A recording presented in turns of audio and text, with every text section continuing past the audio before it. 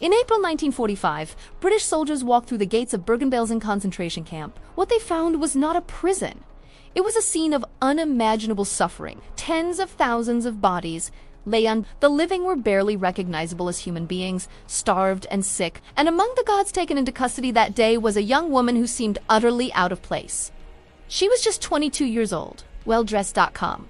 Her name was Irma Grese. Her story is not just about one person's capacity for cruelty, but about how ordinary people can become instruments of extraordinary evil. This is a story that must be told not to sensationalize, but to remember the victims and to understand the darkness that resides within human history. When British officers first saw Irma Grese, many believed there had been a mistake. She looked too young, too clean, too ordinary. She stood quietly in line with the other captured guards, her posture straight, her expression neutral, almost bored. One soldier later recalled, she looked like someone you'd expect to see working in a shop, not a death camp.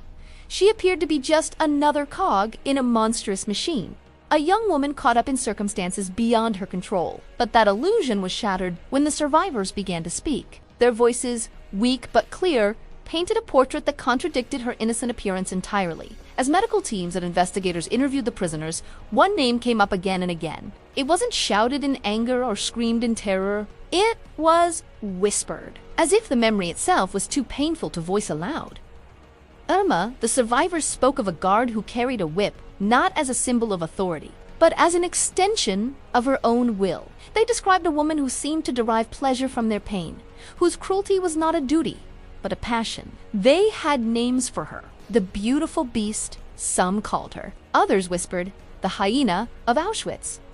The reason was simple and chilling, because she smiled while people suffered. Irma Grese's journey into darkness began when she was just a teenager. Forsaking a career in nursing, she joined the SS Auxiliary Service. By the age of 19, she was working at Auschwitz-Birkenau, the most infamous death camp in history. She was not a clerk or a secretary, hidden away in an office. She was a guard, an Aufseherin, given immense power over the lives of thousands of women. It was here, in this factory of death, that she forged her reputation. Witnesses later testified at trial that Grese was a constant, menacing presence. She carried a pistol and a plated cellophane whip, and she used both without hesitation. Survivors' accounts detail a pattern of systematic cruelty. Women were beaten for walking too slowly, for looking at her the wrong way, for no reason at all. Her actions were not random bursts of rage. They were a daily, calculated campaign of terror. One survivor, Olga Leño, wrote in her memoir about Grese's methodical brutality, describing how she seemed to take a perverse satisfaction in inflicting pain. Some estimated she was responsible for the deaths of dozens of women, beating them with such ferocity that they never recovered. It wasn't about enforcing rules. It was about domination. But former prisoners described something even more disturbing than the physical violence. They spoke of Grese's psychological cruelty, her enjoyment of total control. She was directly involved in the selections, the horrific process of deciding who would be sent to the gas chambers and who would be worked to death. Survivors recalled her standing there, whip in hand, an arbiter of life and death at only 20 years old. She would mock prisoners as they collapsed from exhaustion or starvation, her face a mask of cold indifference. One survivor testified, she was young and she seemed proud of what she did.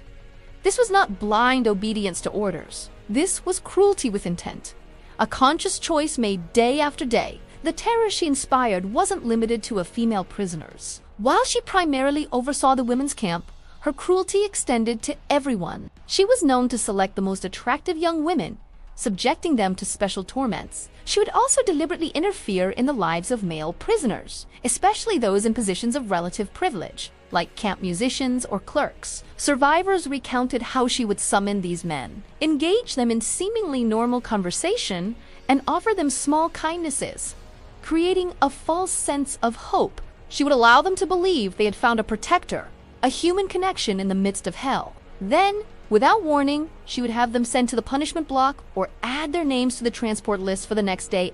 This psychological game, this act of giving hope only to snatch it away, was described by some as even more cruel than her physical beatings. It was a refined form of torture designed to break the human spirit before breaking the body. In the final, chaotic months of the war, as the Soviet army advanced, Grese was transferred from Auschwitz to Ravensbrück, and then finally to By then, Bergen-Belsen was not a functioning camp. It was a pit of death, The administration had collapsed. Typhus and starvation spread uncontrollably. Food had all but vanished. The grounds were littered with thousands of unburied bodies. It was a vision of the apocalypse. And still, witnesses say, Grese continued her reign of terror, even as the Third Reich crumbled around her. Even as defeat was certain, she continued beating prisoners with her whip. Her cruelty persisted, a constant force, even as the world that created it was burning to the ground. When British forces finally liberated Bergen-Belsen in April 1945, Irma Grese did not flee. She did not try to hide or disguise herself. She stayed. Perhaps she believed her youth and gender would spare her. Perhaps she thought she would be treated as a minor participant, a low-level employee simply following orders. Or perhaps, most chillingly, she felt no guilt at all. As she was arrested and photographed, the images sent a shockwave through the Allied press. Journalists were stunned by the contrast between her almost angelic appearance and the monstrous crimes she was accused of. At her trial, she showed no remorse, no flicker of emotion.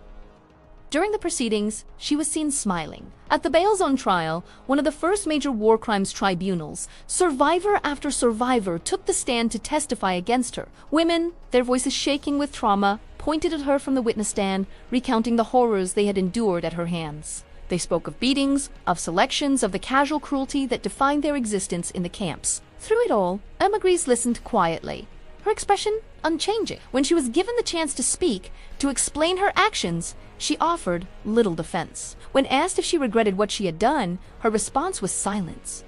The evidence was overwhelming. The verdict was inevitable. She was found guilty of war crimes. She was still only 22 years old. On a cold day in December 1945, Irma Grese was executed by hanging. The executioner, Albechi Parapoint, later wrote that she walked to the gallows with an unnerving calmness. She did not weep or beg for her life. Her final word, spoken to him in German, was reportedly "schnell quickly."